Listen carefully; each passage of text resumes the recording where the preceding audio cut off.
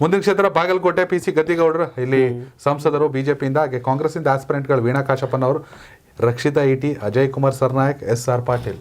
So ಇಲ್ಲೂ ಅಷ್ಟೇ, ಇಲ್ಲಿ ಯಾರು ಆ ಥರ ಉಸ್ತುವಾರಿ ತೆಗೆದುಕೊಂಡು ಗೆಲ್ಲಿಸುವ ಉಮೇದಿಗೆ ಯಾರು ಬೀಳ್ತಾರೆ ಅಂತ ನೋಡಬೇಕು. ವೀಣಾ ಕಾಶಪ್ಪನವರ ಪತಿ ವಿಜಯಾನಂದ ಕಾಶಪ್ಪನವರು MLA ಇದ್ದಾರೆ ಹುನಗುಂದದಲ್ಲಿ. ರಕ್ಷಿತಾ ಇಟಿ ಕೂಡ ಸಮುದಾಯ, ಕುರುಬ ಸಮುದಾಯ ಅಂತ ಅವರು ಟಿಕೆಟ್ ಕೇಳ್ತಾವ್ರೆ. ಇನ್ನು ಅಜಯ್ ಕುಮಾರ್ ಸರ್ನಾಯಕ್, SR ಪಾಟೀಲ್ಗೆ ಅನ್ಯಾಯ ಆಗಿದೆ ಕಾಂಗ್ರೆಸ್ ಅಲ್ಲಿ. ಹೌದು. MB ಪಾಟೀಲ್ ತಂಡ ಅನ್ಯಾಯ ಮಾಡಿದೆ. ಸೊ ಹಾಗಾಗಿ SR ಪಾಟೀಲ್ ಕಾಯ್ತಾ ಇದ್ದಾರೆ. ಅವ್ರೇನಾದ್ರು ತಲೆ ಕೆಟ್ಟರೆ ಹೋಗ್ಬೋದೇನೋ, ಕಾಂಗ್ರೆಸ್ ಅವ್ರಿಗೆ ಪಾಠ ಕಲಿಸ್ಬೇಕು ಅಂತಂದ್ರೆ ಪಾರ್ಟಿ ಬಿಡ್ಬೋದು, ಇಲ್ಲ ಕೊಡ್ಬೋದು. ಬಟ್ ಒಂದು ಹೆಜ್ಜೆ ಮುಂದೆ ವೀಣಾ ಕಾಶಪ್ಪನವರು ಇಲ್ಲಿದ್ದಾರೆ ಟಿಕೆಟ್ ವಿಚಾರದಲ್ಲಿ. ವೀಣಾ ಕಾಶಪ್ಪನವರು ಒಂದು ಹೆಜ್ಜೆ ಮುನ್ನಡೆಯನ್ನು ಕಾಯ್ದುಕೊಂಡಿದ್ದಾರೆ ಟಿಕೆಟ್ ವಿಚಾರದಲ್ಲಿ. ಹೌದು.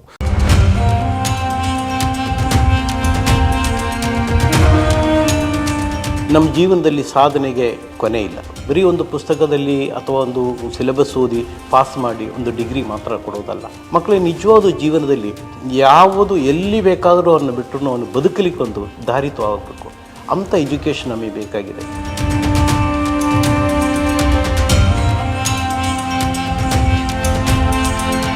ಈ ಮಲ್ಟಿಪಲ್ ಆಪ್ಷನಲ್ ಕೋರ್ಸಸ್ ನಮ್ಮ ಹತ್ರ ನಮ್ಮ ಯೂನಿವರ್ಸಿಟಿ ಆದ್ದರಿಂದ ಅವಕಾಶ ಇದೆ ನಮಗೆ. ಗಾರ್ಡನ್ದು ಉದ್ದೇಶ ಅದೇನೆ, ನಾವು ಯಾವ ಗಿಡ ಕೂಡ ಅಲ್ಲಿ ಕೆಡಬಾರದು, ಅದೆಲ್ಲ ಹೂವಾಗಿ ಪರಿಮಳ ಕೊಡಬೇಕು, ಅದು ನಮ್ಮ ಉದ್ದೇಶ sir.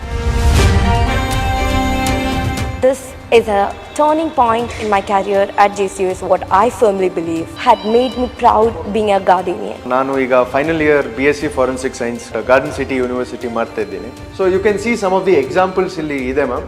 Garden City University, I like the most about my university. Garden City University, you know what? Evolution. I'm very happy to tell you that.